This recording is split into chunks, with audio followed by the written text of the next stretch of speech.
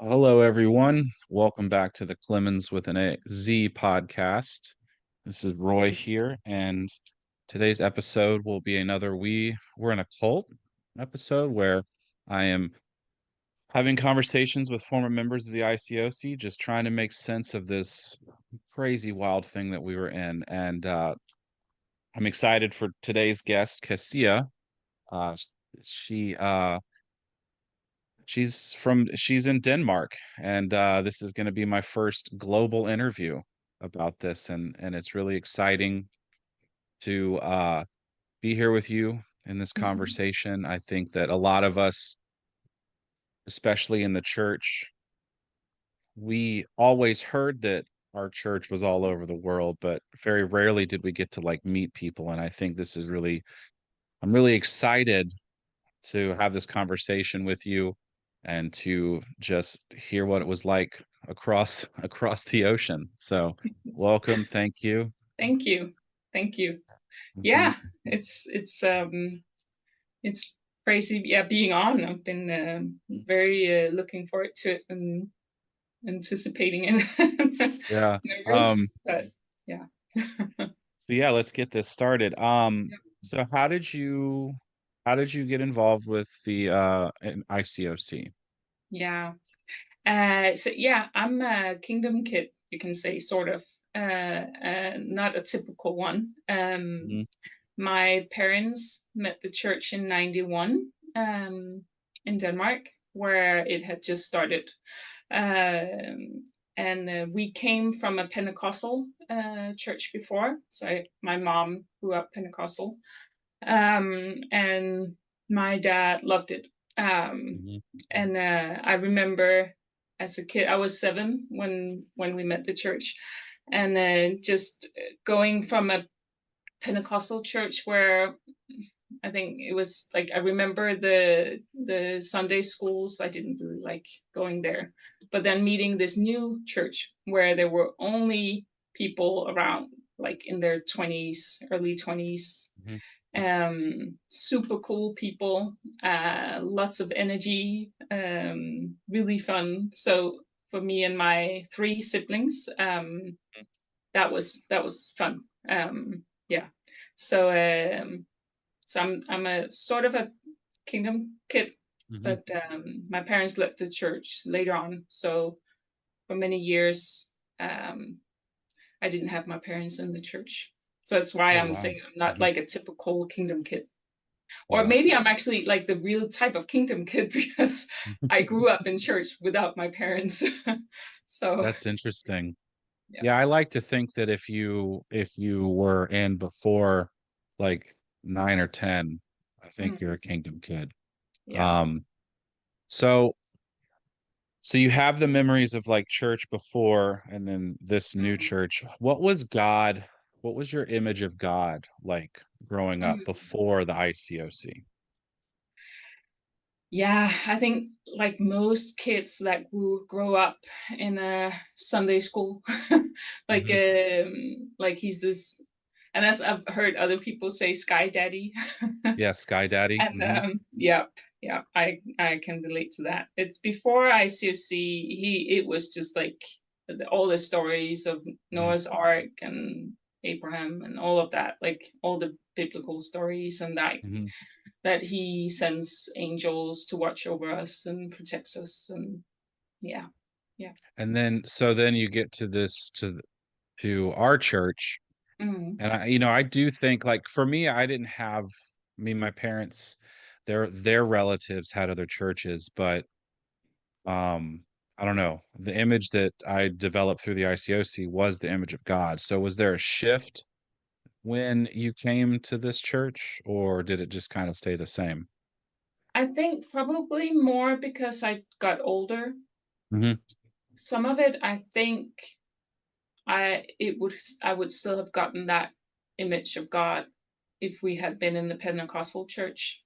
Hmm. Um, Knowing how the Pentecostal church were in the 80s and 90s, I think there's some similarities to the very like extreme, like the yeah. But I also feel my view of God has been very influenced by my dad, who was very authoritarian and Mhm. sort of like military person without ever being in the military. um, and so that very like harsh, judging, condemning God. Um, that was the picture I very quickly got during my upbringing. Yeah. Um, like you could do mistakes and then be cut off grace, like lose your salvation and all of that. I heard that a lot as a child growing Yeah, up in the church. it's something it's almost natural, I think, that we put our image of God and we base it off of our fathers, Absolutely. Yeah. which is Yeah. interesting. Mm. Um, or and if we don't have a father, father wasn't in the picture, it's a lot harder to, you just develop your view based on what people tell you, Yeah. which can even be more intense. Yeah. So, so was it, so you said in the beginning, like coming to this church, you saw cool people, it was fun. So what was Yeah. it like in the beginning? It was fun. Yeah, definitely. We were like the only kids in church. So Wow. my parents were there were the couple that's planted the church there. They had two small kids, but they were there for like I think it was like 1.5 year or 8 months or something. Hmm. I can't remember. But yeah, so for a lot of years, we were the only kids in church. And yeah, we've been babysat by so many people, which was always super fun. Most of them Hmm. were in their late teens. Like some of them were in the late teens, most were in their early 20s, mid 20s. So super fun. I remember lots of parties, especially like I don't know why the ICC has been like so obsessed with dress up parties, but that's a big thing over here. Really? Oh yeah, theme parties, dress up as Hmm. something crazy. So a lot of parties and just like yeah, hanging out all the time. I remember having midweeks at our house. We lived in the suburbs of Copenhagen. But yeah, most of the people in church lived in Copenhagen were students or yeah, young professionals. So having a midweek at our house was just crazy. I remember my Hmm. sister, I think she must have been like 2 years around the time when we met the church. So right after there, she rides this plastic motorcycle, like a kid's toy. And our apartment had stairs, and somehow she rolls down the stairs with that motorcycle. And I Hmm. remember just the panic and the I don't remember if she got hurt, but it's like a vivid memory of mine because it was just chaotic. There were like lots of people, but super fun. Yeah. It's so yeah, I can remember as a kid just Bible talks in my parents' house constantly, people Yeah. in and out of our house, Yeah. just exposed to for Mm. me exposed to multi-racial, just I mean, I remember we had someone that my parents met who was Czechoslovakian, Yeah. but just these Bible talks and just everyone was at our house and it was so Mm. cool. Yeah. Um, but the Copenhagen church was small Mm. Yeah. comparison. Well, I think in the beginning it was like one of the fastest growing churches. I don't know if it was Hmm. in the ICOC or well, I think it must have been in the ICOC, but it Hmm. was, and I'm not sure about the numbers because I was a child, but I think it was up like there were like 150 people at church service Hmm. at one time, but I can be wrong. But then 2 years in, there was that pruning Hmm. in '93, um, and there the church was 60 when the pruning happened. So I don't know the exponential growth, if that was just counting guests or Hmm. what that was. But yeah. And what do you mean by the pruning? Because that sounds really familiar. I Yeah. feel like I should know what that Yeah. was, but well, So yeah, I thought that the pruning over here, like everybody who was around like that time, everybody huh. knows about the pruning. But I thought it was a Scandinavian thing up until just a few months ago, where I've been listening to Crumble Papers podcast by Austin Noel. Yeah, yeah. Um, and one of the couples he is interviewing talks about this thing that happened in 93, where they're told, like all the churches are told, like step it up, like you need to be more, you need to get deeper in your faith, be more committed, all of that. And then having talks with every member of the church of like, how are they do like, are they coming to meetings? Are Yes. they Uh-huh. having guests? Are they inviting? How much are you evangelizing? How, like, are Yes. you having Bible studies? All of that. And I thought that only happened in the Scandinavian countries until I heard that on the podcast. And I was like, we were driving up through Sweden in the car, and it's been a thing in my upbringing that has Hmm. been this like family hush thing that left everybody traumatized, but nobody really talks about. Yeah, That I has I been can my, yeah. it's coming back. I mean, it's the Mm, 93, so I was probably in middle school, but I can mm, remember hearing something like that with my parents and having to meet with their leaders. And it was almost like when like mm. there's a merger from companies Yeah, and you kind of have to like talk about why your position is still worthy. yeah, I, yeah, that's the sense that I got about yeah, that. yeah, yeah. And so here the church was cut in half, like half the Wow. members were in the pruning. Uh, I've heard that they were on around 60 people, and then after the pruning, they were around 30 or something. Um, and so was my mom was the only mom in church. She had four kids when she was 26. So from she was 19 to 26, she got four kids. So a young mom of four living outside of Copenhagen. She didn't have a driver's license. We only had a car for like a few years around that time, but she had to take the public transportation in. But she was held to the same standards as everybody else.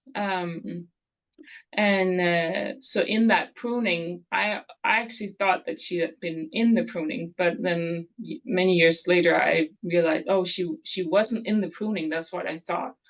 But all her best friends that she was close to were in the pruning, and my uncle was in that too.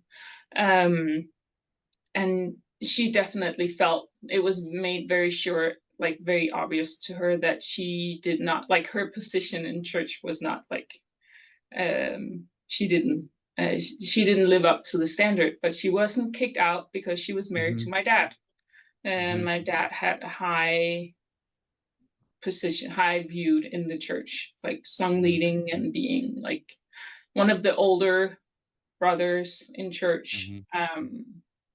And always talking with a lot of conviction and all of that, has a lot of things to say, lots of advice and stuff. So she was, from what I've uh, from what I could gather from it, she was accepted to be in the church because she was married to my dad. Yeah. um yeah. It's there was so much expectation on all of us, you Mm-hmm. know? Mm. And it's that's the thing, the hardest thing for me to let go of, even Mm. though I'm not in it, Yeah. is I think I hold myself, I feel like people expect things of me. And I think it Mm. comes from that. I mean, I, Mm. I I'm remembering like that time and people being at church and then not being at church. Mm. Yeah. and just, oh gosh, pruning. Mm. It sounds so intense. Like you hear that in movies Yes. and things and books Yeah. and oh, Yeah. Yeah. It was yeah. intense. Yeah. Mhm. And So, yeah. oh, Mhm. go ahead. No, I think yeah, I mean, the pruning it happened in a few of the countries over here, but I know that in Stockholm, the guy leading the church up there, or one of the guys, he said, no, I'm not doing it. Not at Mhm. all. No way. And I really respect that. But it left the church here and like, yeah, chaos or just like so traumatic. So Mhm. I think, and I know I've been going back talking to people that were in the pruning and hearing their story. Um, it was traumatizing, like really, like and also because you weren't allowed to have contact with people. Um, Ah, you could come oh, back if you had a visitor. If you were inviting people to church, you could come back, but you weren't allowed. Like I think they had like one person that they were allowed to have contact with. Um, mhm. yeah. So, They would cut you off mm, and hurt so many people that just yeah. had good hearts that didn't deserve to Mm, feel that way. I mean, as a kid, that happened to me. I've spoken about that a couple times, just being like kicked out because the leaders didn't deem me mm, serious enough, yeah. Yeah. and I wasn't doing anything wrong except I was just not living up to whatever standard they thought I was Mm, supposed to be at. mm, Um, a lot of people, broken hearts, and it was so hard when someone would leave because yeah. they would Yeah. just all ties were cut. Yeah. Yeah. Absolutely. Oh, so Yeah. so you go through this and you decide that you want to be baptized as a kid. How did that happen? Or like, Yeah. Well, actually, it's a lot. Like the years after, I think my mom, she did leave in 94, so mhm, about a year after. And then my dad left. I think it was in 95. Their okay. marriage were doing really bad, Hmm. very dysfunctional. So they divorced. I think it was in 96, Hmm. where I was 12. Um, yeah. So, and it was chaotic at home. Hmm. Hmm. My dad has always struggled with alcohol problem, Hmm. and he comes from a really messed up family. So it's been very very hard. Like I've had to call the cops a few times because after they got divorced, because he was so angry, trying to knock down the door and all of that. So it was like our home was not, it didn't feel safe, it didn't feel stable, like it was very dysfunctional. So the adults in the church, the disciples, they really became me and my siblings stable adults. Like they became the ones, they took us to their summer house, they took us to had sleepovers, movies, like just like taking care of us, like Hmm. just yeah, having a good time. It was, so they became my, like some of my primary adults in my life, Hmm. and really the stable ones. So in that sense, yeah. So since after my parents both left the church, me and my siblings kept coming, especially me and my brother kept coming, and my dad also wanted us to continue going to church. I think he left because his marriage was falling apart. And yeah. And you don't get divorced in church. So Nope. Nope. Nope. Nope. so yeah. And so I've and for all of my siblings, I think like the how the church really took care of us were is one of the reasons how why we're doing so much like better today. Like, and that whole thing that my dad was brought up in, that the that environment that you pass on to your kids, like that it stopped there. because of the adults in the church. So for me, that was like, and I was really like into like, this is the only church I grew up in. I went to a Christian school, private school, Hmm. and I grew up thinking that these other kids that goes to other kinds of churches, they're in a fake church, like they're in a fake Christianity, like they're Hmm. it's not from God, and that was scary. Um, Hmm. that Yeah, was I yeah, felt that too. yeah, yeah. So but yeah, I when I was 15, there was an American couple that came to Copenhagen for a month, and they had two girls and a boy. The girls were around, I think the oldest girl was a bit older than me, and their other girl was a bit younger, but just like very close in age. So I made friends with them, and they had definitely had they wanted to study the Bible with me so I could get baptized. I was 15, so it was like sort of kind of late back then to get baptized. Yeah, so I studied the Bible with them, took 3 weeks, and I got baptized. I think it was like the day before they left back to the Mhm. States that I got baptized. It was a bit Wow, that's rushed. fast. 3 weeks. Yeah, Wow. yeah, yeah, yeah.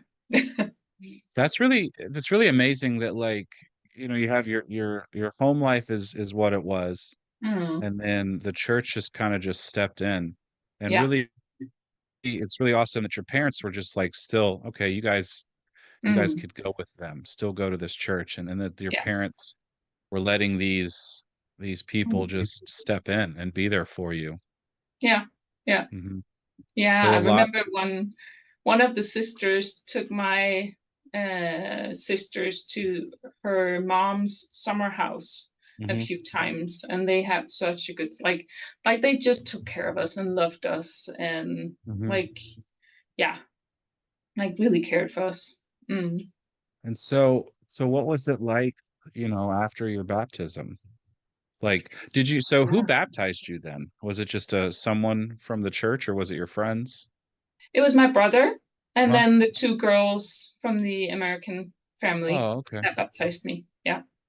So my brother Nice. was baptized. I think he was 14 when Uh-huh. he got baptized, and there's just about 2 years, like I think 18, no, not 18 months, but yeah, something about between me and my brother.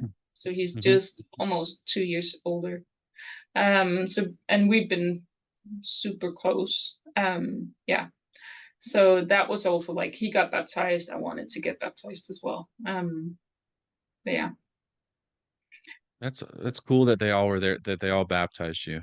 That's neat. Mm, yeah. Um, and so what was it like after? So you're baptized, you've done it, you're there, Yeah. you know. Yeah, I there's a girl from Iceland that moved to Copenhagen then, and she was in the church. I don't know if she moved from Iceland or where she was, but she came to the church somehow. And I was told, oh, she's gonna be your discipler. Hmm. And super sweet girl. I think she's like 7 years older than me. And Hmm. we're still the only kids in church at that time. You and Um, your brother? yeah, and my two sisters. Oh yeah, your Yeah, two sisters. Wow. yeah, yeah. So and I remember the time with her as just like she took care of me. She was never an ICOC person in my life. Like she never did the discipling the ICOC way. Uh, she never had me like I had to confess all my sin, like nothing Yeah. like that.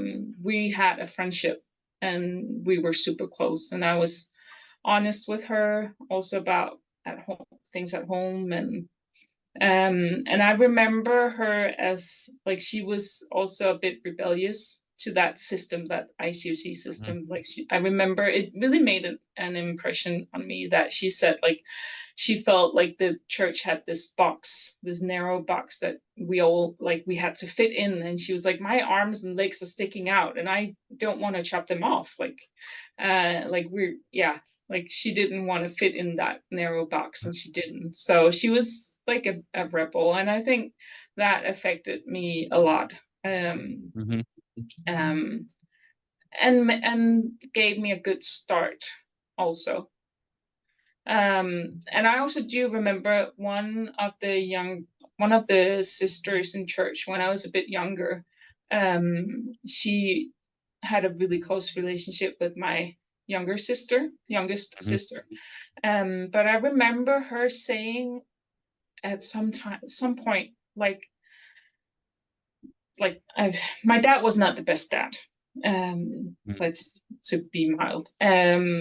But she was like, it's not okay what he's doing. Like, it's not okay that he's talking to you like in that way. Like, it's not okay the way he's acting with you and what is the things that are happening at home. I think she knew of the alcohol problem. She knew of like his rage, his temper, like all of that. And he knew that our home was very dysfunctional and my mom did not have the she didn't say no. She didn't call, like, it was me taking responsibility at home for a lot of things. So, and just her and the other girl, my first disciple, them saying those things, that these things are not okay, it opened my eyes to that. Oh, so authority figures in my life can do things that are not okay. That was like mind blowing. But it stuck with me, and I'm really grateful for that. Because I think like that justice, like when things are not done okay, like that people in authority are doing to other people that are not okay. That I don't know. I probably had it before as well, but that really opened my eyes and made it legal to question. Yeah. Um, so Well, yeah. I'm glad that you got to have that. I mean, for me, I mean, it took a lot longer than my teens to Mm, realize that I could yeah, question authority figures yeah, in my life. yeah, Um, yeah. and that's great that you had that. Mm, There's this one thing I've been wanting to ask you, and it's really off. It's a side note to this, but yeah. I gotta know, did you guys watch the KNN videos? Oh, I'm actually glad you asked. I Because had forgot about that, but oh yeah, yeah, that was like a highlight. I don't know how wasn't it? often they came out, but that was a highlight. It was like Watching once a month KNN. or once a quarter. Yeah. Yeah, yeah. Uh-huh. I remember the first. I actually went back. I think it was last week or last Saturday. I went back Hmm. and watched the first KNN because we actually, my family were filmed for the KNN. You Um, were? yeah. But Wow. and I remember us, my family, sitting in our couch and like having to Uh-huh. present our names, like, "Hi, my name is," and that, and I was like, what episode did that even air? Like, but I can't find it, so I don't think it aired. And I think because and I have no idea what year it was, but I think the first KNN was from like 94 or something. And Yeah. then Hmm. probably because my mom was not as strong, like she was a weak disciple or something, and probably looked at as on her way out or something, not committed. I Hmm. don't think it aired, so they didn't include it because That she wasn't. stinks. Yeah, Yeah, but yeah, I for people remember the that first. yeah, for people that are listening that don't know what a KNN video Oh is yeah. we had our own news network called the Kingdom News Network, and it Mm, was run by our church, and it was this just it was just a kind of like a cool like 45-minute video about all the things going on in the yeah, church, and they yeah. would always do the mission countdown where Oh you would yeah, see like the where all the numbers. churches, yep, numbers were a big deal, where all the churches were planting, where Yeah, they were going, and oh, it was always so wild. But yeah, yeah, you can go on YouTube and yeah, find yeah, a few of them. yeah. KNN, Kingdom It's just News Network. it's just wild because like I mean we would just always be like looking, looking at Europe and Asia Mhm, and like mhm. seeing where this church was going, Yeah. and Mm, it was wild. yeah. So so when so you become you're baptized, you're in the teens, like what was dating like over there? For me, it Was was it none really? happening. Well, I Really? only Well, had my brother. Like, oh, that's right, because it was just you two. yeah, yeah. No, it was, I think also, I think for, yeah, so I was baptized as 15. I don't think I went on date before like way later because all the brothers in church were like at least 10 years older than me. Oh, Um, wow. and I was, so it was like, well, yeah. So I think it was yeah, there's it started coming, like we got more youth in. I think I had a really really good friend. She came when I was 16. She went to school with my brother. So from I was 16 we got more people in, and one of my brother's classmates got baptized too. There was a Filipino guy that got met and baptized. That, yeah, so that's the years later. So it we more had like a huge friend group that we all hung out Hmm. together. So it's interesting hearing from the Americans like how it was so separated, guys and girls, because that was Hmm. our culture in Scandinavia is not like that.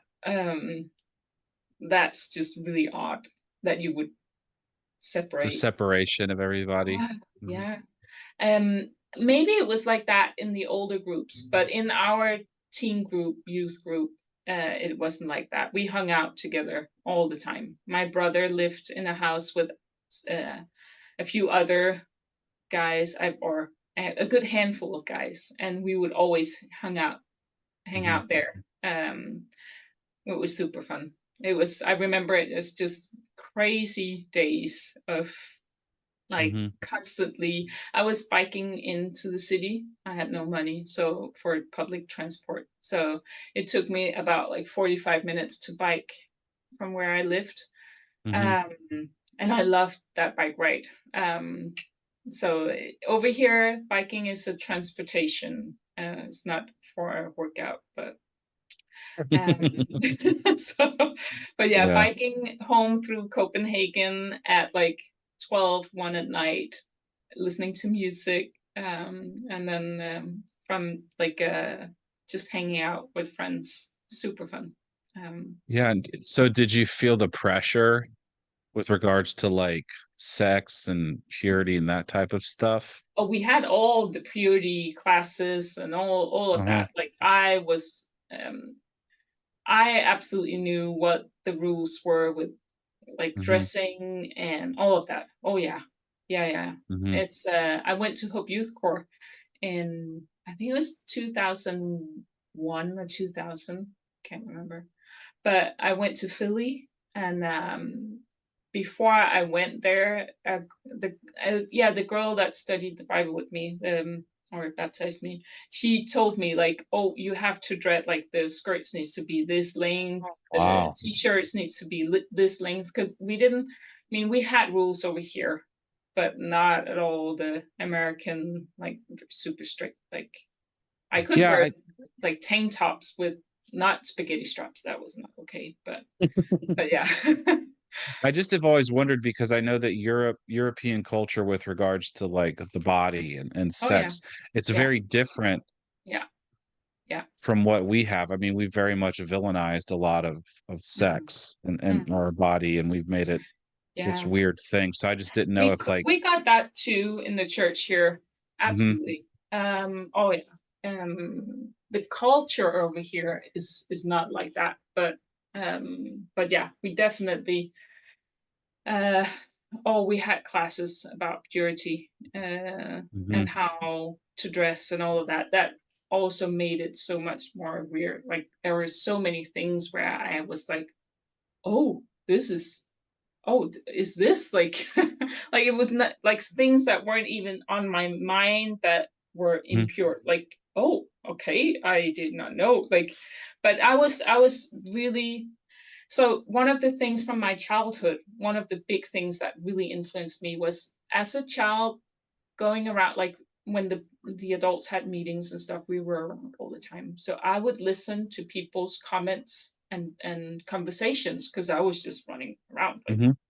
around Little Lakes. And I remember very clearly people having comments about this person is so and so, like unspiritual. Oh, this person is weak. They're struggling in their faith. This person is like, and she's just um, like seeking like limits, like she's pushing the boundaries, or Hmm. like she's a rebel, or something like that, like unspiritual, weak, and stuff. um and that made a huge impression on me of like, oh, so they're saying that about them, like what are they saying about me? Like I don't want to be in that spot where I get that label. I don't want to be unspiritual. I don't want to be a weak person or a struggling person or attracted to the world. Like I want to Hmm. be a good person. I want to, yeah. So I was really trying my very best to be a good disciple, and when Hmm. after I got baptized as well, and really like, yeah, oh yeah, dressing the right way, doing the right things, like, oh yeah, um like not hanging out with boys, like, or friends from the world, like Yeah. that was, yeah, I only had friends in church, which were not a lot, but we were a Hmm. little tight group. Um, yeah, so I've grown up with, that was normal, knowing that people had opinions about you, and Hmm. that it was normal to be weighed, and like how spiritual, weighed and valued, of like how spiritual are you, like, um that was just, normal. And it Really mattered a glad. I'm lot really glad you because, said that. yeah. I'm really Mm, glad you said that. mm, That the shifting in the perspective of being weighed yeah, and valued based on what you were doing, like that absolutely. really Yeah, was almost core to yeah. the church Oh and yeah, our society, yeah, church society, I guess. yeah, yeah, yeah, You were yeah. always being weighed. You were always being like Hmm. critiqued. Yeah. And, and even like I could remember that as a kid and then being a part of it and you were feeling it. I mean, and Mm, it doesn't just I don't know, for me it never just kind of just went away when I left. I don't know. mm, I mm, still kind of feel that the mm, effects of all that. It's a lot of pressure. mm. Yeah, yeah. I have a story later on of how I no, no. I today I'm like, screw that. No, I mean, yeah, totally. but that it took. Yeah, I mean, I think, yeah, that I But can come later. we're taught that at a young Yeah, age absolutely. where And it's your you know normal. mhm, That's just, that's how it is. Like, and yeah, I still have, I still hear those kinds of talk, like people having those kinds of, like, oh, they're not committed, or they're struggling in their faith, they're not coming every mm-hmm, time, or they're not bringing their kids to all the things, or like all those things, like, and that, so the, like, what is an unspiritual person, what is a spiritual person, we all know what the criteria are and what a person like that looks like. yeah, And hmm, one of the things that I was amazed after we left and we visited other churches and we found a really good church, but when I spoke with some of them and telling about that, like the unspiritual, spiritual labeling, like weak, strong disciple, they were like, what? Like they did what? It was like, who decides, what is unspiritual, like, and who is unspiritual? That was like mind blowing to them, that there were even anybody in authority to put that label on anybody. Like that was so far out for them, like so foreign for them, that there is even a label of unspiritual. One girl asked, like, how can you be unspiritual? Like, it's like, I know it sounds crazy, but like everybody knew what that was. Like Mhm. everybody knew, yeah. And I also knew as a child growing up in church who were spiritual, who were unspiritual, who were Mhm. weak, And or who was strong. you didn't want to hang out with them. You didn't want to be around them Mm. because, they could get you, they could turn you too, Mm. That once was, yeah. I once mean, that label gets on you. we Hmm. were in a small group, so it was like you hung out with everybody. Hmm. But I felt as a teen in my teens, I felt like that unfairness of the leaders having that label like on my friends, that Yeah. like the friends I had in church, that some of them were looked at as unspiritual or weak. I was like, they're not weak. They're not. It's just like they're not fitting in the box, but they're not weak. Mm-hmm. Like, that's why I started even back then questioning, like, but that's not fair. Like that's not okay. I had, but I also had a lot of fear about leadership, like the Hmm. leaders. They were the gatekeepers to grace, to Hmm. salvation. Like they could throw people out of the church, and then you would lose your salvation when you left the Hmm. ICOC. Um, that was scary, absolutely, as a kid seeing that, and as a teen, Hmm. and how yeah, that fear of leadership, and needing their approval, of like you're a good enough disciple to get into Hmm. the grace, which is, yeah, We there's a just lot of those. we put up with so much because it was all that we knew, It was, yeah, essentially. yeah. And it's weird to feel, I don't know, I feel validated hearing your story from across, knowing that it was like, yeah, okay, it wasn't just me Yeah, that felt yeah. this. I think that's why, doing these conversations is just, Mm. I just want to feel like I'm not crazy, Yeah, you yeah, know. yeah, absolutely. But Yeah. oh, so much pressure on us, Hmm. and that feeling that someone can tell you you're not spiritual, you Yeah, know. yeah, It's yeah. how dare they? But Hmm. so you get baptized, you're in it, and you went, did you, and you were you were baptized, and you were in the church for a while. So Hmm. how long was it before like things started to get even, like, because I can, from what you're saying, like you noticed things and it was hard to this, but Hmm. when did it Yeah. start to get worse? And you were like, I don't know if I want to be a part of this, or I can do Oh, this. yeah. I mean, from early on, from my teens, I knew that I was not leadership material.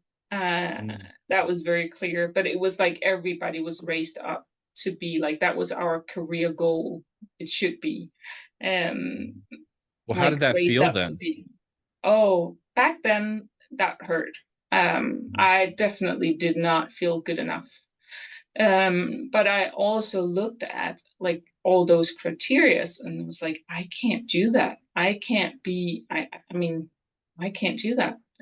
Later on, as an adult, 10 years ago, I was diagnosed with ADHD, which also explains a lot, like the doing stuff that I wasn't really motivated to do, and and having all kinds of like, and just my focus was all over, and having, I have popcorn ideas, like they pop up, Yeah. and yeah. Mhm. But definitely felt like I was not, they couldn't use me, like, because my brother was trained to be like the next new leader in Scandinavia. There was so much focus on him. He was preaching, he was training, he was getting trained. Mhm. They sent him to the States to get training. And he's been, yeah. And there was so much focus on him. Um, and for him as well, like doing sermons and looking at people's needs. meeting their needs, like telling them how, like discipling them. There was so much of that, and I saw that in some of the teens my age, where there was so much focus on them, but not on me. And later on, I've been so grateful that that didn't happen to me, because it was rough. It was really hard on those kids, young adults that Mhm. were put through that. None of them are in church anymore. Um, and yeah, it's that was seeing that back then, that was hard. But today I'm Yeah. grateful Mhm. Yeah, for it. it's Mm, it's got to be hard because I think, mm, I knew I wasn't going to be a leader, and it wasn't because I didn't feel called to do it. I mm, just knew I didn't, like you're saying, fit that criteria that the yeah. other leaders had. And so it's just like I just resigned myself to just, I guess Mm, I'll just be a member, this and but I always felt lower class. yeah. I think that's where it affected me the Yeah. most is Yeah. I felt lower class. Absolutely. Absolutely. And I felt like I just want to care for people. I'm a Mm-hmm. big sister, with a big everything, like big sister. Hmm. I just want to care for people. I want to listen to people. I felt like that as a teen, as a young adult. Hmm. Like, I want to listen to people. I want to take care of people. Like, life is rough. I felt like I've had, with my upbringing, and being brought up in church, which I also felt was super hard, growing up in this church, with the labeling, with the fitting into the box. Like, I felt I had things to give, and I had, like, I could, like, listening to people, giving comfort, because I understood, um, when things were not easy for people, in church. So I felt like I want to care for people. Like, Hmm. I, I'm not good at inviting people. I'm not good at, like, and I hated evangelizing. Is that the word? Evangelism. Yeah, Oh yeah, evangelizing. Yeah, sharing I your faith with hated people. that. Yeah. We would go out in groups, meeting downtown, Hmm. and, like, standing in a circle, and then the guy leading it, he would be like some encouraging words, like, and then Yeah. I knew that I had to place myself beside the right person, because when he had finished the prayer, like you would look to the one closest to you, and then you would go out two and two, or two and three, Yep. with them. Hmm. I knew I needed to place myself with these people, Nice. Yep. because then we could go and talk instead. Yeah. and and I've talked to several people afterwards, like lately, and where they were like, "Oh yeah, I remember that. It was nice going with you evangelizing," because we would always just talk. And then, to be, like, fair, like, we also prayed, because then, when we got back to the circle again and sharing how did it go, like, oh, we needed to pray, and yeah, so Hmm. we also prayed together. And maybe sometimes we would ask, like, one, like, hey, do you believe in God? And if they said no, okay, well, we invited some You people, tried. so Yeah. we tried. Which, I If mean, yeah, so it's like my confession of a hmm non-committed disciple. That's my confession. I dodged evangelizing. I oh, hated I it. I Yeah. dodged it so much. Yeah. It was it was the worst to have to go Mm, up to random people. yeah. Yeah. But Yeah. that's what was valued in our Oh yeah. church. It wasn't Yeah. Yeah. all these amazing things that you want to do, caring Oh for yeah. people, listening to Yeah. people, Yeah. being shoulder to like shoulder, Yeah. that wasn't really the value. And even with me, like I found my purpose in like helping the youth, and I got to be like a teen worker and Mm, camp counselor and all of mhm, that. mhm, But even then, I knew that was there were it just that still wasn't going to be the thing. mm, yeah. People, you had to be this, you Yeah. know, Yeah. and oh, it's so Yeah. wild. I mean, it's funny listening how you used to, I mean, we would go, I would go, we called them teen workers. Hmm. Yeah. And so those were Okay. we would just go with them. And so luckily, I had a couple of decent teen workers, and they would do Mm, most of the talking, and I would interject here and there, but when we had mhm. to go share our faith, but Yeah, oh, makes me yeah, sweat thinking about it. yeah, yeah, yeah. Um, so Mm. so like so you did you meet your husband through the church? Yeah, yeah, Okay. yeah, yeah. So we've always in the Nordics, we've always had a lot of like conferences meeting up Hmm. like 2, 3 times a year, Hmm. going back and forth. And I met a girl at the Nordic Missions Conference when I was 9. I think she was 7, and we were the only kids, Hmm. about almost the only kids in the Nordics. And she has 3 siblings too, and we became so good friends, and we kept in contact. So I would often go visiting her in school holidays, and she came to Copenhagen to visit me, and she was like my like when I felt lonely as a child in the church, I was like, I have her in Stockholm. She like yeah, um, and so going to Stockholm, visiting her, there was some, I can't remember if it was a party or something, where I think it was early 2003 or 2000, probably 2002.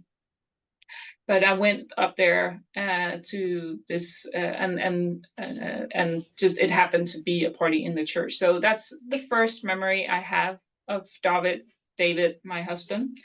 Hmm. It's David in Swedish, but um, and I was dating another guy in church back then, which Hmm. we were dating for 4 months, and right after we started dating, I was like, this is not working, and I was like, I can't even tell him that. Like, I felt so pressured into that relationship, and so like I could just see like his personality, my personality, not a good combo. And I actually escaped to Stockholm for that week, to like, I have to think, I have to clear my mind, I have to talk, like, what do I do with this relationship? I was not like, I wanted to get out. Um, yeah, so but I remember him from that party, and no feelings or anything at all. And then uh, but yeah, he was a part of that youth group up in Stockholm, which were much bigger than in Copenhagen. The church was much bigger too. Yeah, so that's we uh we met. Yeah, so we've known each other for a long time, and there was so much like the whole craziness with like who likes who and all those Hmm. years, from from 2000 and up in the church. He met the church in 2001, and he got invited. He comes from a Christian background too, from a little church in where he's from.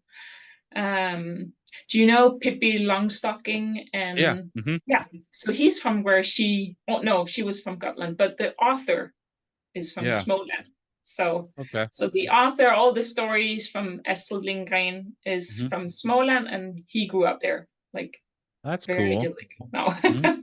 yeah. So which is a huge Bible, like, do you call it Bible belt? No, the Bible area in Sweden. Well, yeah, we have the Bible Belt down here, the southern Yeah, states. Yeah, yeah, so that was a Bible Belt area of yeah, Sweden. yeah, yeah. So, and he So thought the church was so cool. But yeah. that's awesome. So was dating and all that as intense as it was for us? Like with the Um, oh, we got the baking cookies and getting Mhm. flowers and writing a card too. I hated that because I was like, Really? well, I'm always been a person, if I'm told, oh, you have to do this, and I'm like, why? And then Yeah, I couldn't do it. So you just do it. I probably have let some brothers down. I'm so sorry if you're listening. I didn't give you cookies, and I was really bad at writing cards. I had this blockade, like if it was mandatory, I was like, oh, I don't want to. Yeah. So yeah, no, but there, I never went on many dates, not at all. Was it And just because you didn't yeah, like it or just I just didn't get asked that much, which I've oh. often like wondered, like, were they scared of me or like intimidated? I don't know. No, but yeah, I never got asked on that many dates, which was okay. Like, Mhm. yeah.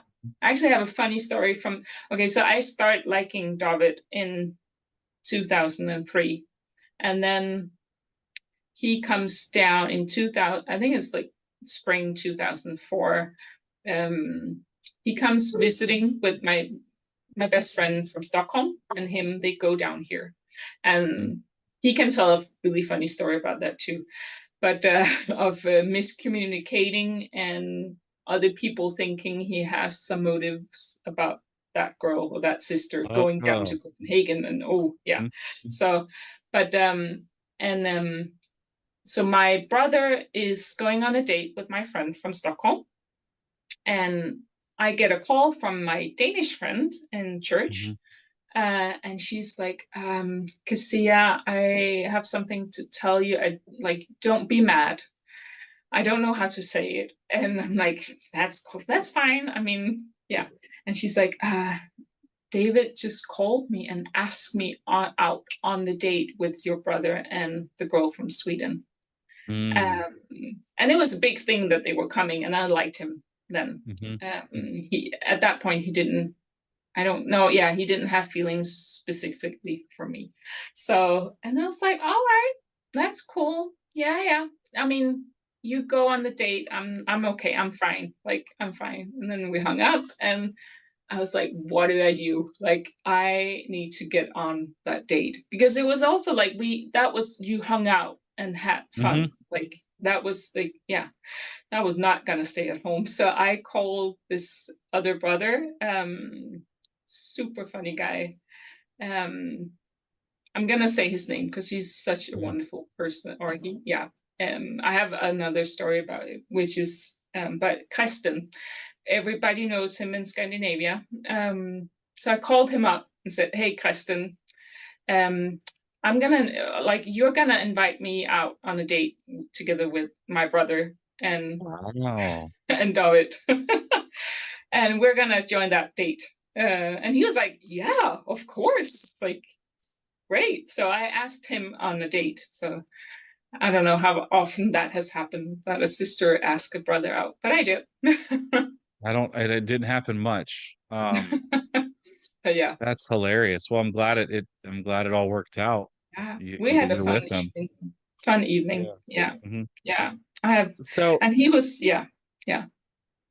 so Mm, what was it that made it so hard that was like you had to leave mm. church? Like what Oh, are the things yeah. that you were seeing that made Mhm. you want to leave? Yeah, yeah. I mean, there are a lot of things, and it was, I think it's like a 20-year process for me. Mhm. Um, and so around the time of the Henry Crete letter, Mhm. my brother invites a girl from his class, to church, and she gets baptized. They fell in love, like, and so super passionate. Mhm. It was very obvious that that was not how the leadership or the church viewed it, that it should happen. Like, she was not the Yeah. one Mhm. he should marry. She was not leadership material. Mhm. She was viewed as a young, weak disciple. So yeah, it was not very well thought of, looked at, their relationship. And I've got, um, they told me yes to share this. So they had a hard time with boundaries and like just kissing, but very innocent. And so they're told, you need to break up. You can't date. You can't even talk. You need to have Mhm. no contact. And this is in a church of around like 40, 50 people.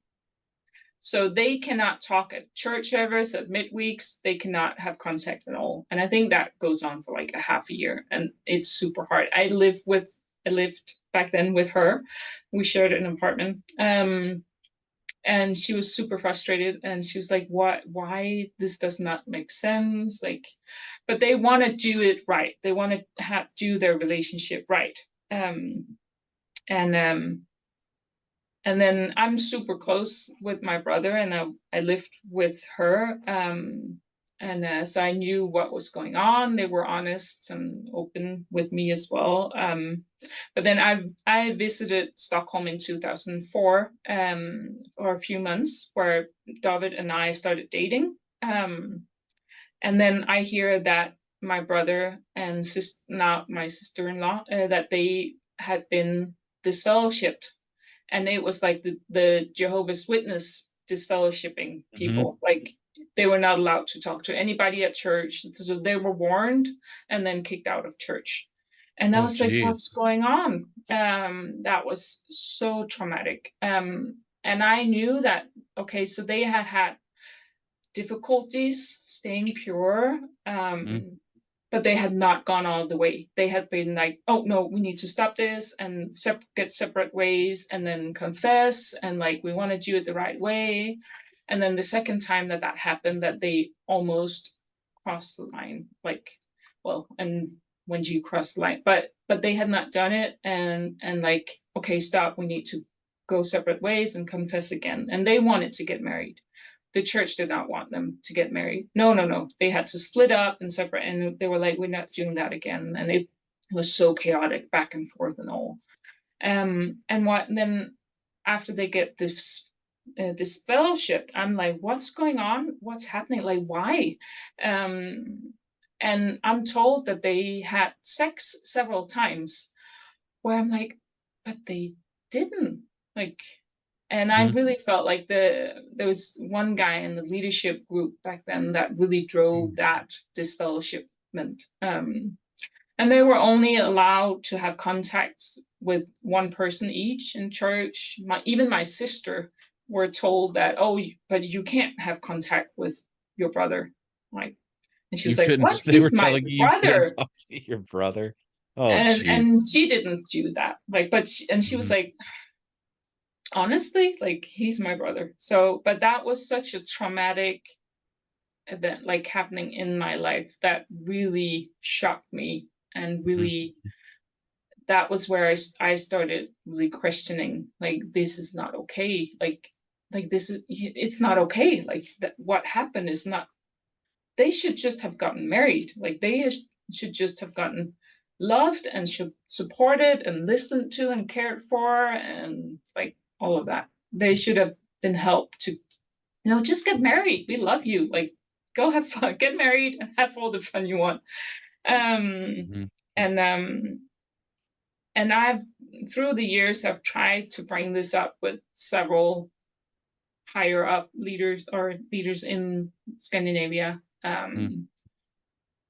I think, like, yeah, all of them knows that this, I'm not okay with what happened back then. And I really wanted, I was like, but can't my church be the first to apologize when we realize this did not happen? Like, this was not right. This was not biblical, what happened. Like, this was a huge, like, wrongdoing from the church part. Like, can't the church be the first one to apologize, to be peacemakers? But every time I would talk to people, I felt like they were just washing their hands, like, oh, Mm-hmm. but I wasn't in the leadership back then, or I wasn't close to your brother. I don't really know what happened, what went on. Like, oh, but I wasn't part of the decision making back then. I was like, but oh, that has been, and that was hard. I think that was when I started questioning. And it was also hard. Like, I was like, do I stay in church? But I was dating David then, and this was my family. This was my whole social Mm-hmm. network. It was really my family. Um, all my friends were in, like, everything. And then right before that, the Henry Creed letter had happen, but it didn't really have an effect at start in the Nordics because they were like, oh, we don't really have like big American leaders at a high salary. Like I felt like back then it was only like the financial stuff that were hit on, Mm. and some of the structural discipling pyramid thing.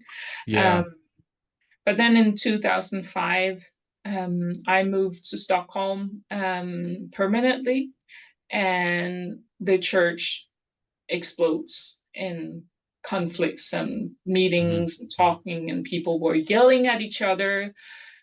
Uh, it just exploded, the whole aftermath of the Henry Creek letter, and it was yeah. I also, it was in Swedish. I knew Swedish. I understood most Swedish, but not to that extent. But and um, and there were so many meetings and so many talks about like what needs to change, what needs to like and David and I were in some of it, but also we were in the campus group, and David was leading that at the time, and we were trying to just have Bible talks and meeting up, and it felt like it was the older generation in the church that were arguing, um, and like a divorce family, some sort of Yeah. thing.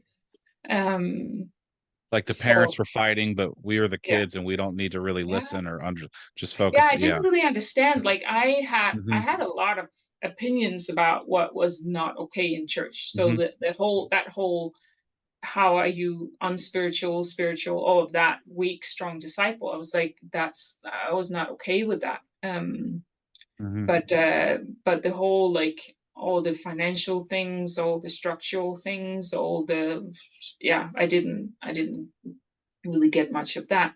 But I have always been brought up in like you fight for this church, like Hmm.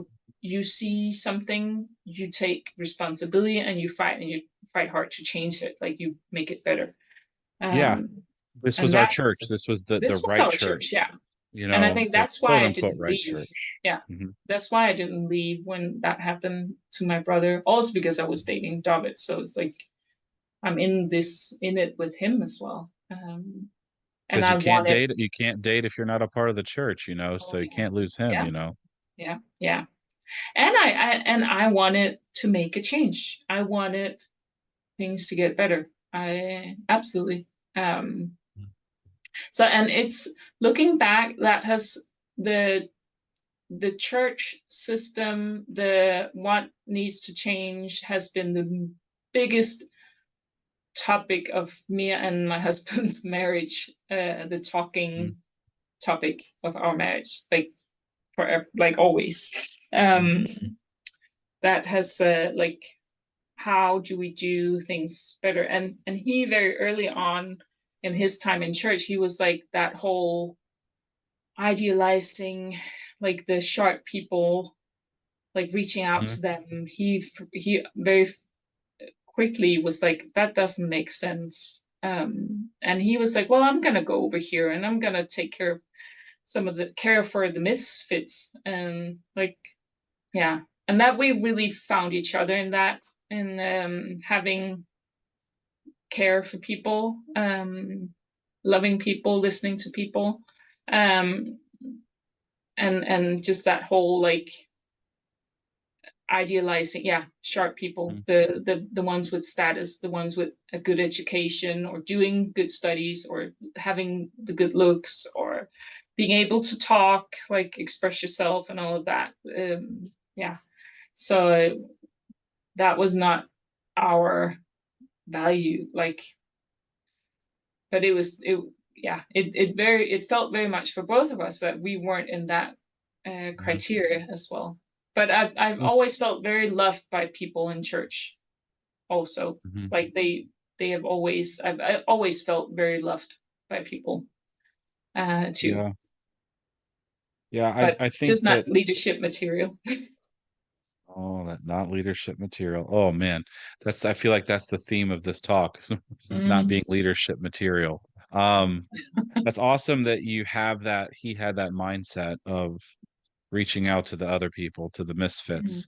I love that mm, you said that. I want to go back a little bit to so your brother and mm. so they were disfellowshipped, Yeah. and it was such a that was our programming to where Mm, like if you do it one time, whatever, and they rebuke you or whatever, and if it's mm, the second time, then that's when they like, no, you're apparently not going to listen to us, so you don't need to be a part of this. yeah. That had got to have been that had to have been really hard for him to Mhm. be It kicked out of was the church, especially. traumatizing. Yeah, Did it was he traumatizing. ever? So, but they ended up getting married. Yeah, but That's that wasn't cool. good enough It for wasn't the good enough. church. No, no, no. So, did Yeah. they try to go back to the church? Um, my sister-in-law was so scared that he would go back. Like Hmm. he's expressed like he felt backstabbed by his family. Hmm. He felt Of betrayed course. by his family. Hmm. Um, it was his family, his closest family, Yeah. and the closest friends that he had. Just from one day to the other to the next, had no contact with him. Um, And like and it's mm, just so crazy to think that like people think this is how yeah, someone's gonna get fixed, yeah, yeah, or quote most unquote definitely. fixed. Yeah. Because first off, there's nothing that they're doing that's really wrong. Let's just say Mm, that, right? yeah, There's two yeah, people that just love each other and just want to be with each other. yeah, Why is that wrong? It's just because yeah. somebody decides, and then Mm, they're gonna be like, okay, this will fix them. You're not yeah, allowed with us anymore, you yeah, know. But yeah. you had to break us down. That was how they Mm, loved you, was by yeah, breaking you down, you yeah, know. yeah, Oof. yeah. um but I really was resonating with you were saying how like after the letter you were wanting to help and change. Mm, I think there were a lot of us, that when the letter came out and talked about everything that was going wrong, there was this kind of like vigor, this renewed vigor for us to be like, okay, well, things have happened, but we're the church, we're the kingdom. Let's yeah. help fix it. And Mm, mm, I tried. I wanted to help be a part of it because what else did I have? What else did we yeah. have? Absolutely, Where were we going absolutely. to go? You know? Yeah, yeah. And the saddest thing for me was as the chips were falling, as time went on, everything just sort of went back to how it was. Mm, And the lines for us over here in the States, like I could see that lines got even drawn like deeper to where mm-hmm. like instead of being like one city church, you were all these separate churches, and you Mm, could and there was not a lot of it was weird. People wouldn't fellowship with this church or that church and stuff oh. like that, and it got weird. So did you see that as well over there? No, I Like, actually, and when we lived in Stockholm, I hmm. lived there from 2005 to 2008. I felt Hmm. a lot of good changes happened. Hmm. I felt we didn't have the discipleship partners. We had discipleship groups, Hmm. and it was very mixed. We didn't like me and my husband went in the teen ministry, Oh, teen group, cool. youth group, like, Hmm. and so I saw a lot of things happen, that change. A lot of things changed. It felt like that tight structure, the controlling system lifted, Hmm. a lot, and that was good. And we were very much involved with the preteens and the Hmm. teens. And I had my preteen group of girls that I loved. They were Hmm. so sweet. I still have contact with a lot of them. And we went to teen camp. It's called Solbacken. So if anybody's listening that went to Solbacken, like Soul bucket. yeah, you were in my group. The girls there. Oh, we had like just, yeah. I just remember Yeah. having so much fun with them. Yeah, our Um, our camp was called the Swamp. That was Swamp. our the Yeah. swamp. Yeah, that was Yeah. our camp. Yeah. Yeah. So, and this was just, I think it was two of the older couples in the Nordics that had kids that were preteens, and there was nothing going on for them. We had no camps. And then they were like, well, let's do something because there's not a lot of kids and they're spread out over the different countries. So let's get them. And they had this summer place house at southern Sweden. So they opened up their Mhm. house for this and they just loved the kids. And it was so fun. I do remember speaking up at one of the evening meetings where I was like, I'm not okay with that whole like labeling of the kids of them being so and so or rebellious or all of that. Mhm. Like, but else I just remember it being so passionate. Like these, like they were the ones leading it were older than us, and they were just so passionate about these kids, and we just loved them. Had so much fun, and yeah. So that was a really highlight for me. Mhm. And this couple also, it meant so much to me and David. They married us, and I actually stayed with them before we got married. So when I moved to Stockholm and we were dating, I stayed with this couple, and I used to be scared of him because he was this big leader back then, and Yeah. but then when I stayed there, it was I just remember having talks with them in the kitchen, and it was the church was chaotic, so there were so many meetings and so many talks about what was not okay and like all of that. But I saw that he really tried to own his mistakes, and he really tried to listen and humble Mhm. himself. And nobody's perfect at all, but I really admire his heart for really wanting to make amends and really wanting to change what he was a part of building up in the Nordics. And I really admire him and his wife for that. And we're still close. We spoke with them just last New Year's Eve or New Year's. Mhm. Um, after leaving church, and they are just wonderful people, really. And they have been like, I feel like they have been this warriors for change, for like real change, like proper, like looking at the heart. And they have cared for young people in the church so much.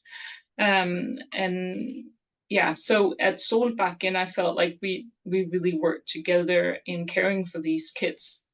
And then in 2008, I got pregnant in the early, yeah, around that. Um, and so in the summer, David and I, we didn't have family or relatives in Stockholm. And so we decided to move back to Copenhagen, and he was finishing his studies and applied for a job and all. And we needed to be closer to family because I have a chronic illness that back then I didn't know what it was. So I was in 2002 and 3, I was a trial person in a clinical trial for a vaccine that I had a really bad reaction to, but never knew that it was that. It wasn't it wasn't registered. The staff at the trial just dismissed it and said, "Oh, it's not that kind of side Mm. effects we see from this." And I had just turned 19 and had no idea how you do those. And that's actually illegal. They're not allowed to do any judgment of what are your symptoms. But and that's a whole nother story. But yeah, I had this bad reaction, and I started having chronic headaches, chronic joint pains, muscle pain, like getting fever often, and a lot of fatigue. So through the years from it really got worse in 2003 and up. I had no idea why can't I manage my studies? Like, why can't I do all the activities at church? Why can't I like just like I look at all the other people at my age, they're studying, they're at church, they're like doing Hmm. all the things, and I was barely hanging on. I was not working full time in Stockholm. I was like a handicap help person. I had two jobs where I would go first in the morning, and then in the afternoon I would go to another person and pick her up from school. But often I would be too tired to take the public transportation home and sleep. So I would get to a cafe and just like order coffee and sit there and like nod off, like sleeping at the cafe before going to my next job, Wow. just to try and manage. And I was like on the break of breaking, really, like just yeah, because the high pace that we were also kept to at church, Hmm. um, which also added to that feeling of not being good enough, not being committed enough. There were many meetings that I couldn't go to, or I tried, but then I was like, my head was exploding and I couldn't focus, I couldn't concentrate, and I was so tired and just dragging myself home from the meetings or dragging myself to the meetings. So, and I didn't And they, know. yeah, but Yeah, they like, if you're not there, it's not yeah, like they're going to listen to you and your pain and your physicalness. They're going to be like, still yeah, making you like, you need to be, maybe yeah, pray harder, or you need to be at these yeah, things. yeah. So And I that's had hard. one sister Mhm. that she was like, "Oh, how are you?" She would often ask me, like, "How are you?" And I would be Mhm. honest. And it's like, oh, "Yeah, I'm not doing good. I have a headache." And one time she asked me, "So, are you just one of those people who always have a headache?" And I was Oh like, God. oh my, that hit so hard. It's like, Jeez. and I was like, I am not gonna tell people. Oh, so I'm not supposed to tell people how I'm actually doing. So just put on a smile. And Yeah. that really stopped me. For many years, nobody knew how I was actually doing. People still get like amazed, like, "Oh, you have a chronic illness," because I stopped telling. I stopped like saying Because yeah, why. it's Yeah, not like, I wouldn't say so. I wouldn't go so far as to say that people didn't care. It's no, just, no, no, it no. was the Yeah, mission. It was the yeah, yeah, mission. yeah. And that's what you Mm, talked about. That's what you mm, were like, if you were struggling mm, spiritually, you talk about that or the yeah. mission. But like the physical Mm, stuff, I don't know if we didn't mm, have words for that. We didn't have yeah, ways to communicate that because yeah. it's hard. Mm, And mm, it, yeah. so, so what made you decide to leave? Like, Oh, there's so much more in between. yeah. But it's yeah, because it's like I am just that whole like I when we moved back to Copenhagen, Hmm. there was another couple moving to Stockholm in 2009, so we moved back in 2008. Back to Um, Copenhagen? yeah, we moved Yeah. back, or David moved to Copenhagen with me. I Hmm. moved back. Hmm.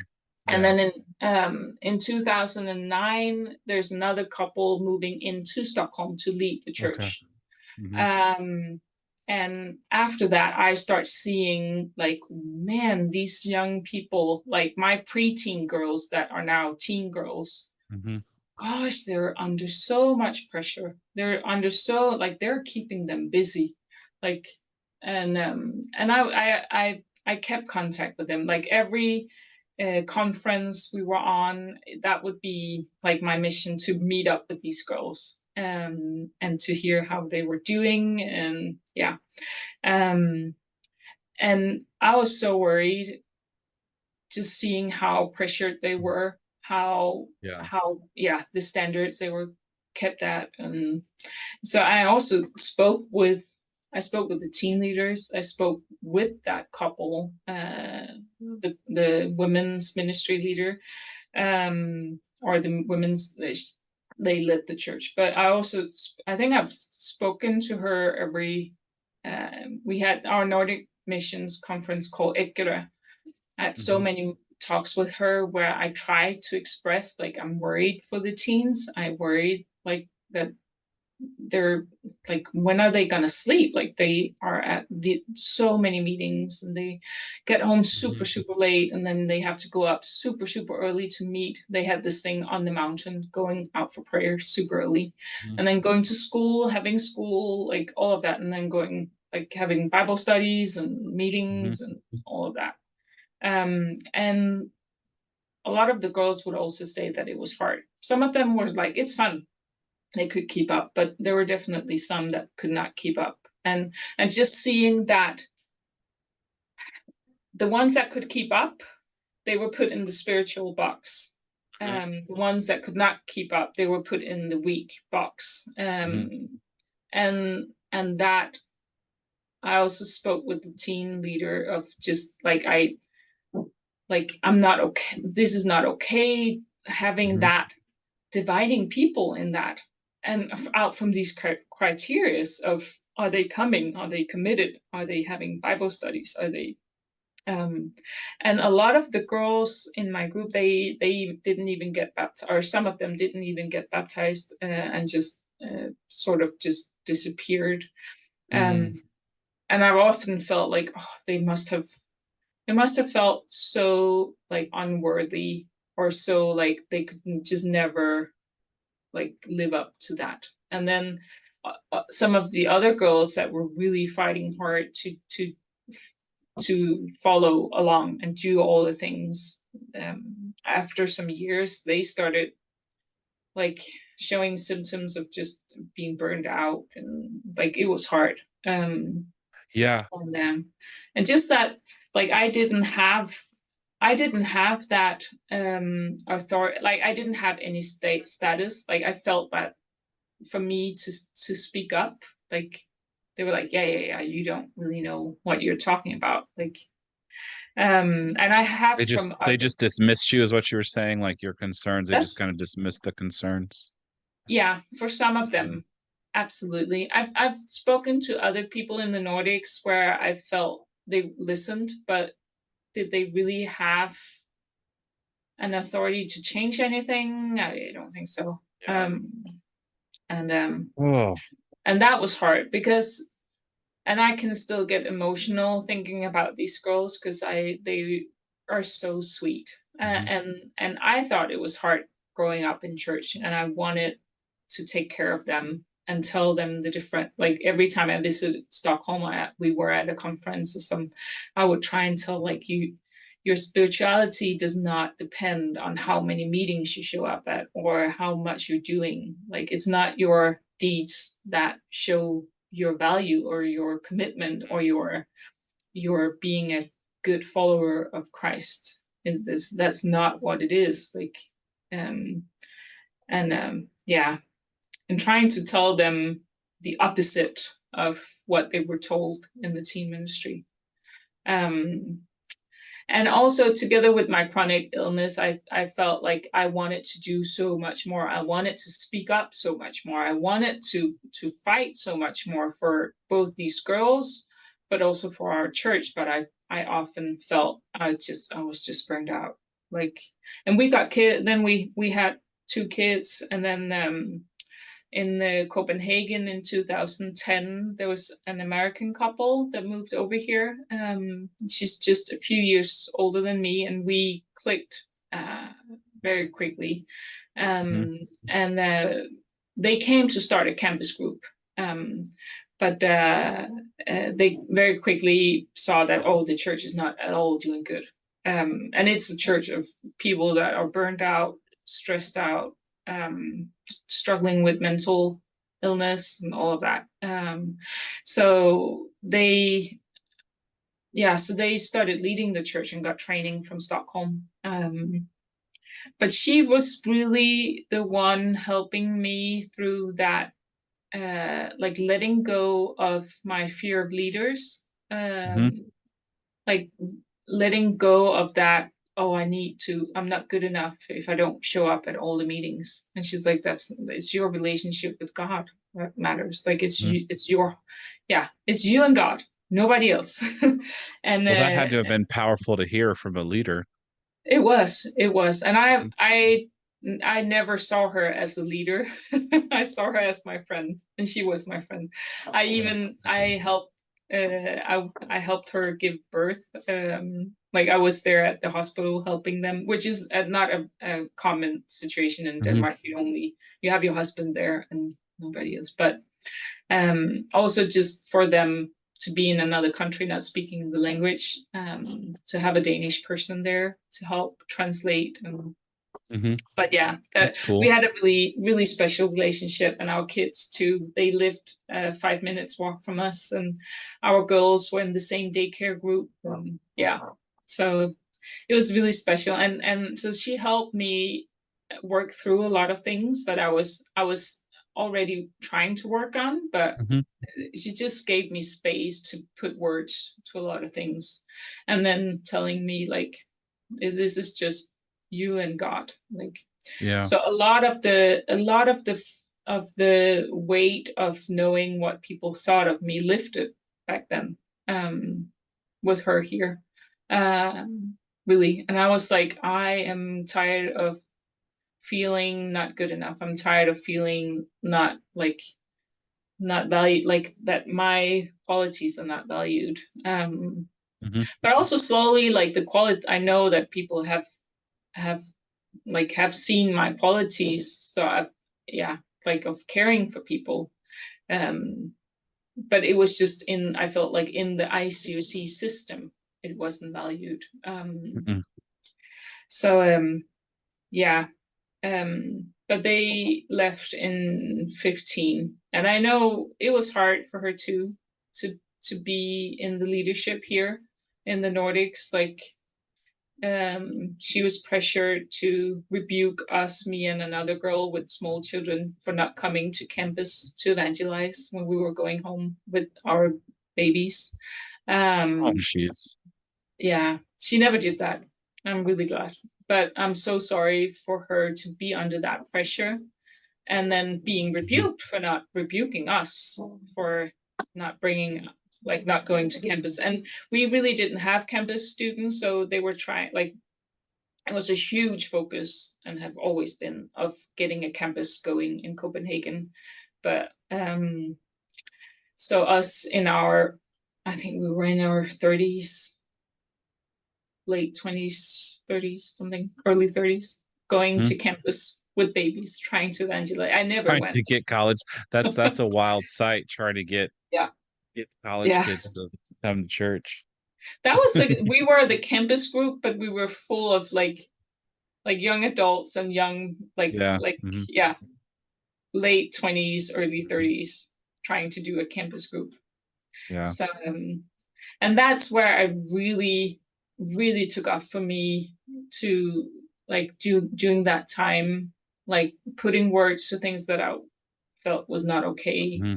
I also got validated from her, like you're right, this is not okay, and like this is not how, like, also her their view of a relationship with God was so different from what I was brought up in the Hmm. ICOC. It felt like they never felt ICOC leaders, like, um, but I also saw that they struggle being under that system. Hmm.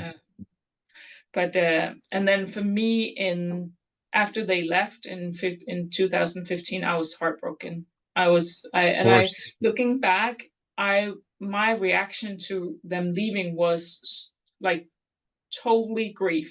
It was like somebody had died, like my best friend or my, like, a sister had died, and Yeah. I was in so much grief after that, and did not, like, I think it was like 6 months where I hardly could do anything, like, or like I did work, and no, I was actually on sick leave back then, but just trying to get things to hold on to just family life and church activities, but inside I was in so much grief over them moving back. And then in 2016, I have a very clear memory of being in my Danish friend, from that came to church when I was 16, and we've Hmm. been super close ever since. So, um, standing in the yard in her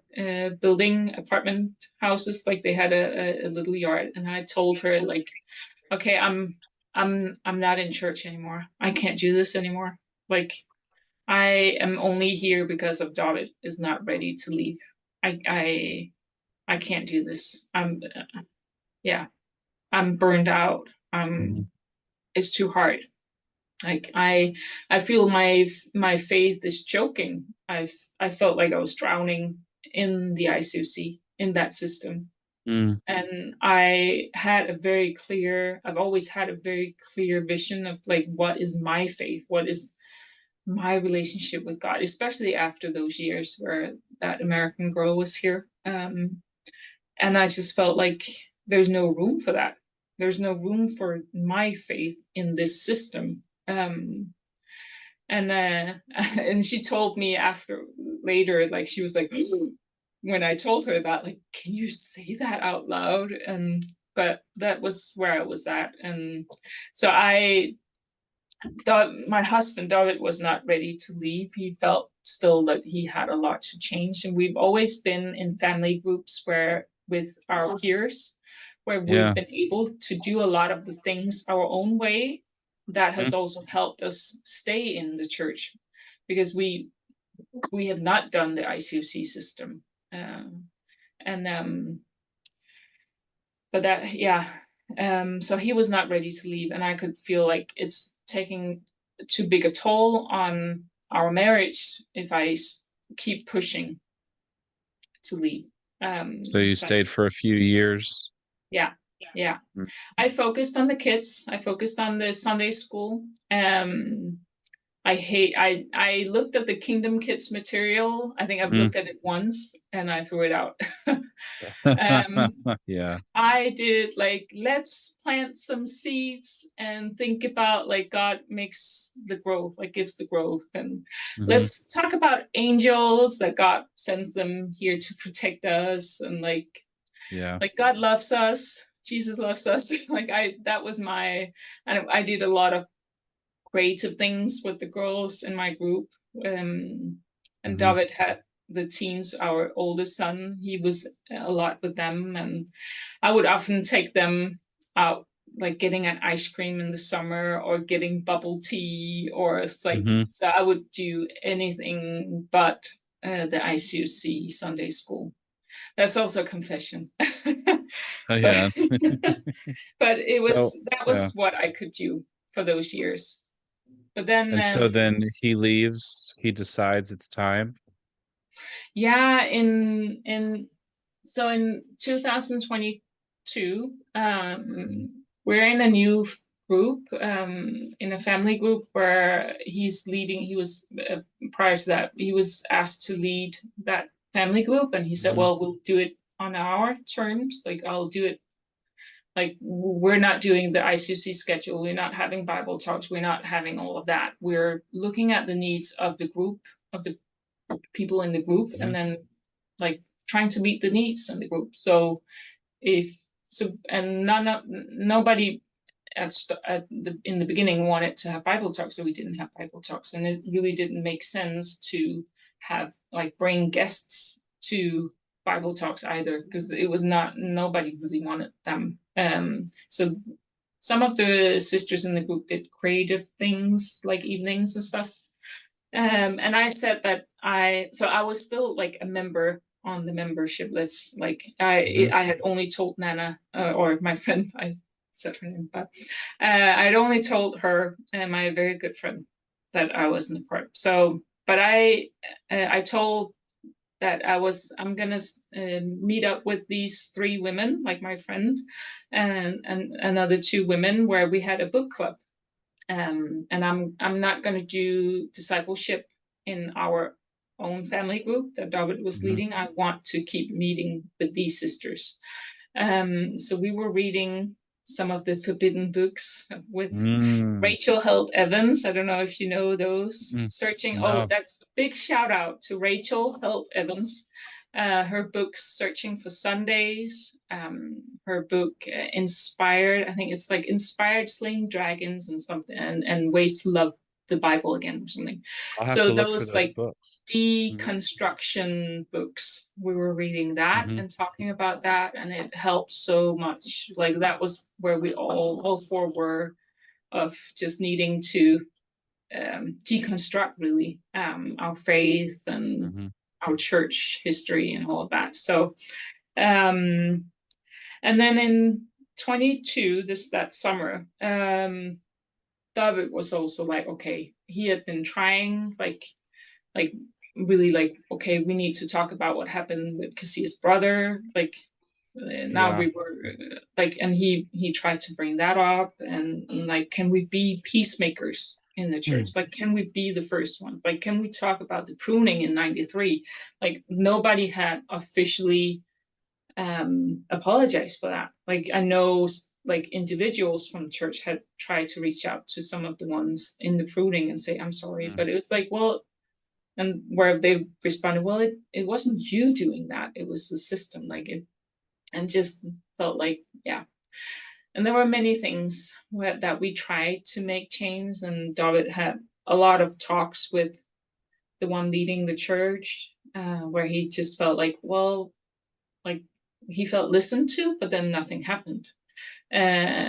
He felt like, oh yeah, that's so true. We need to change this and that, and let's do that. But then nothing happened, and that was like the ongoing thing for many years. Mm. And then every single year there would be like, oh, now we need to have this uh, like let's kickstart, restart, Mm-hmm. like Yep. the church. Let's go out and evangelize. Like let's find a solution to the church being stuck. And then every time it was like, oh, let's bring more guests. Let's baptize Always more people. evangelism. That's the And I only thing felt that's like gonna it was fix it. like this Yeah. this magician. Okay, we have a problem. Let's look in the hat. What are we like? What solution are we gonna bring up? And it was always the same, right? White bunny. Mm-hmm. Where it's like, we've done that, we've tried that, it didn't work. Like, can we pull out some other solution? Like, but it was Yeah. always the same solution, but thinking that it would create another result in the church where people were really burned out, where people were really struggling, like with their mental health and their physical health, and yeah, uh, and just so sad to see like the loss, like people have had so much loss in the church of losing dear friends, where is, you know, they just disappear, like the friendships. So but then that summer in 22, David said, well, now I'm gonna stop like putting boundaries on myself in the way I speak. Like you need to put it in a good way, like when you present criticism, like Mm-hmm. God forbid, you should not be Yeah. criticizing or bitter. Or so he was like, I'm gonna speak up now. I'm gonna speak up at leadership meetings. I'm gonna speak up. Like I'm not gonna just keep it to one-on-one talks. That has not changed. I have tried that. And he was like, well, what can they do? They can kick us out of church, but then we know, like they can just kick us out. That's fine. We'll be fine.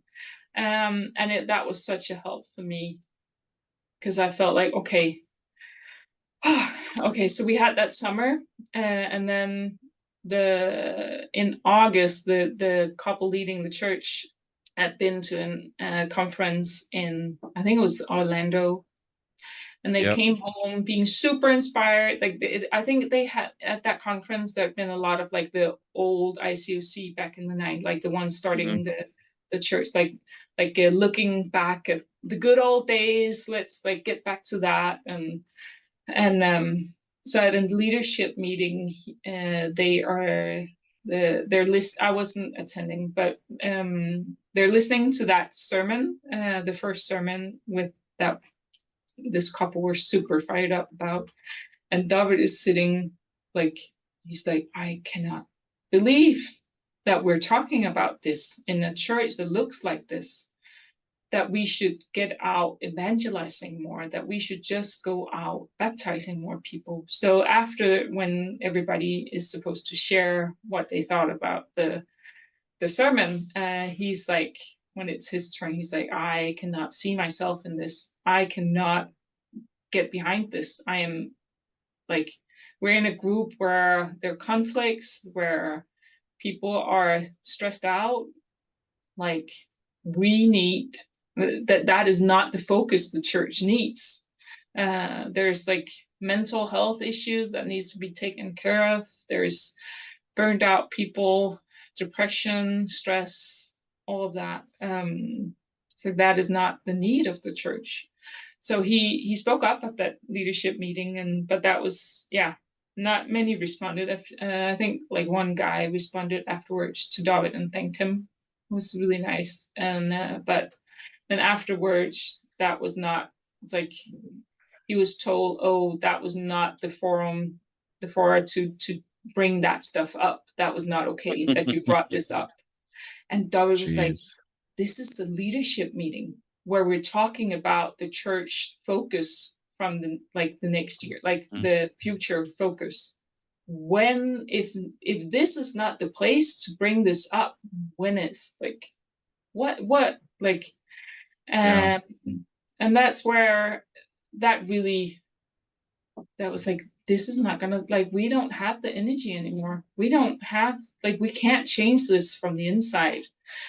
And then a lot of things happened. Like, I think it was September, David got sick with, it's called rheumatoid arthritis. Arthritis. Yeah. Yeah, so the immune Hmm. system thing, right, attacks itself. And it usually that just starts in a few joints, like, but he got, from 1 week, he's been playing handball and all of that, being very active, super tall, like, not skinny, but super tall, fit guy. He was bedridden in Hmm. 1 week. Like, all his joints, his ankles, toes, knees, like, even, it was even in his neck. And he could just sit at his computer working from home and then go lay down on a mattress on the floor in the right beside in the living room. And then we put Jeez. the projector in the roof so he could like get pillows all around his neck supporting everything, so he did like get as little pain as possible. And then he could look up in the roof and look at movies. Mm. And then I would put in pillows under his arms to raise his arms because there was so much inflammation, like it was so swollen. So yeah. Yeah. And he got blood works done. First of all, it was like, oh no, yeah, it all drew out. Mhm. So we're in October, where it's like the doctor writes back, oh, there's nothing wrong, all is fine. And then it's the fall break, and so it's shut down for a week. And I was like, that is not, like, give me, I need to see the blood results. Like, you have to call your doctor. And I was like, you have to call your doctor. So he did. And then she was like, oh yeah, yeah, you need to come in and get some new testings. But right before that, I had one evening and not been able to fall asleep. And one night, and I was like, it just hit me like lightning. This is it. Like, we're Mhm. not doing this anymore. Like, we're leaving church now. And it felt like this, just, I really felt like it was the Holy Spirit talking to me, like guiding me. You take Mhm. your kids and you leave now. I had for so many years not wanting to bring guests to this church. And I was like, what am I doing with my kids here? Like, this is not the type of faith I want to present to my kids. And our Yeah. son was 14 then. He's 15 now. And I was like, this is not the faith I want to present to them. Like, what am I doing here? So that was like, this is it, we're leaving. But then David was sick, and we were like, yeah, so we didn't go to any church service. David went to a few, but over that fall, over a few months. And I just remember like feeling like people just didn't understand why we were not coming to church. And I was like, David is super, super, super sick. Like you can Hmm. come here, and we tried to get a meeting set up with the couple leading the church. And I think it took like a month to find a date. And we're like, we can't go to your place. Like you need to come to ours. David can't drive. I can drive, but I also have my chronic illness. Like I come to our place, we can talk. We need to talk to you. Um, yeah. So when then in December 1st, he gets that shot of it's like a medicine to lower the inflammation, and he Hmm. gets a huge dose because it's so bad. They're even at the hospital. They were like, "This is crazy that Hmm. that attack is so massive." So that thankfully that starts helping during December, and then we meet up with the couple leading the church and telling them we've left. They were super disappointed that we hadn't told them before, but we've had several meetings with them telling like this is not okay, like David had. Um, yeah, and then we meet up with a super sweet couple. The one she used to take my sisters to the summer house and stuff. We Hmm. meet up with them, and they're planning, and they're in charge of the New Year's camp that we've always had. And I've for like I think it's like 20 years, no, 18 years that I've been doing the food at the New Year's camp. And we're meeting with them in December after that, and like yeah, we left the church. They were just so sweet. They were so understanding, so supportive, like so just sad that we had taken that decision, but very supportive and very, very, very, very sweet. And they're like, of course you can come to New Year's Eve, like the New Year's camp. And we wanted to go. I felt like that was one of my like our family thing to do, going to New Year's camp. And I was still in charge of the food. I was still doing all the planning and meals and stuff. So it was like, okay, that will be the last time we meet up with the church. We're gonna say our goodbyes. We want to have contact with people and that. Hmm. Um, yeah, so we went to camp, and I just had a really good time. I felt so free. I felt so light. I felt like the weight had lifted, like the years and years and years of weight from this being in this system had lifted from my shoulder, from my whole body. Like and I just felt so happy. And I had really good talks with people there, told about our decision. And yeah. Um, and we've had people that have been supportive and listened, and that has been really good. There's also absolutely been people that don't understand at all, Hmm. and and it makes it hard to keep contact with those people, because I'm like, you think I'm going to a false church, like you think our decision is wrong. You haven't even visited that church, our new church, but you think it's all wrong just by looking at the internet and what it says about the church, or like not about the Yeah. church, but by Hmm. like their convictions. Where we're like, we look at that and like it's much more like Jesus lived on this earth, like that we're called to. So that it has made it hard to keep contact with those people. And it is heartbreaking because it is my family. Yeah. Mhm. But yeah. It's it's tough. But it sounds like that you've got more positive. I mean, you found a place that's more positive and the Mhm. weight's off you, and I'm Yeah. glad that you have that. Yeah. Yeah. So the I guess the big question is, we were in Yeah. a cult. Oh yeah. So the weird thing is, for I think it's like around two, like I've always been curious about why is people Hmm. calling our church a cult? Like why? Hmm. Like in my childhood and teens was like, we're not a cult. No, Yeah. you're wrong. It's Hmm. persecution. But Hmm. later on, I was like, every time I stumbled across like a documentary or YouTube or anything cultish, I would read or listen Hmm. or look at it. And I was like, there's so much things I relate to. Oh gosh, it's so similar. And and then after we left, I like also before we left, I've been listening to the Reclamation podcast with Aldo B. Martin. I Hmm. Right after we left, the Crumple Papers podcast aired. I listened to that. I've listened to Danish podcasts about cults. Um, I've looked at videos from psychologists working with people that grew up in cults, like Jehovah's Witnesses and other cults like that. Working with them and like what defines a cult. Uh, and it was scary when I really started digging down, like to see how many things that the church ticked, how many boxes the church ticked off.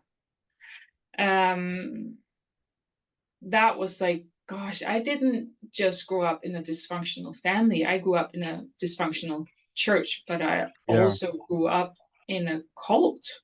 I grew up in a cult. Like, absolutely, the church in the 90s operated as a cult. Some changes happened after the Henry Creed letter over here.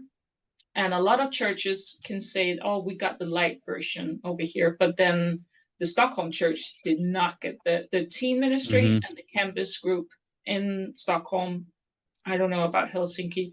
They did not get the light version. They got the full out ICOC crazy system, discipling system drawn down over them. And I don't even think most of the parents of those kids understand.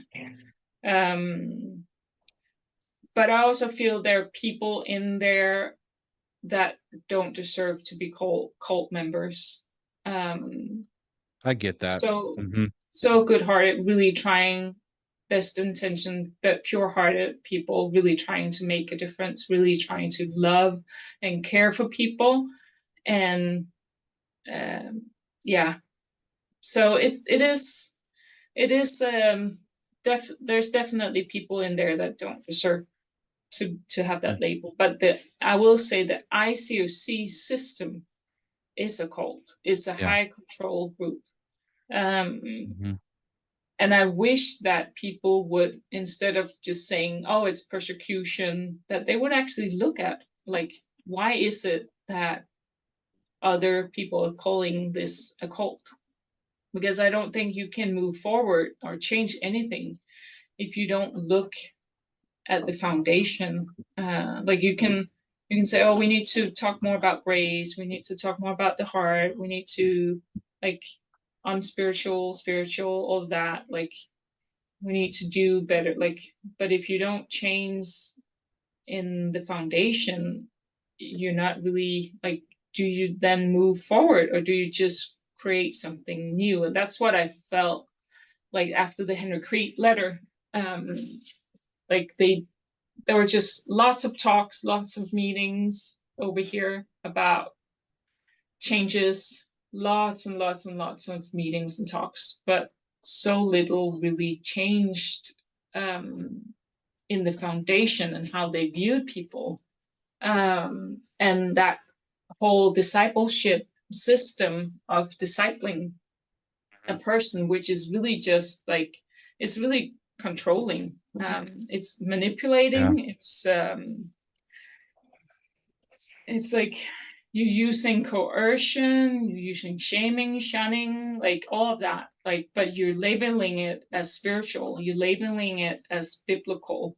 Um, but what you're Yeah. doing is just creating a system for people to submit to stop listening to their own intuition, to you create a system that is you lose your own autonomy over Mhm. yourself. You lose the authority in your life.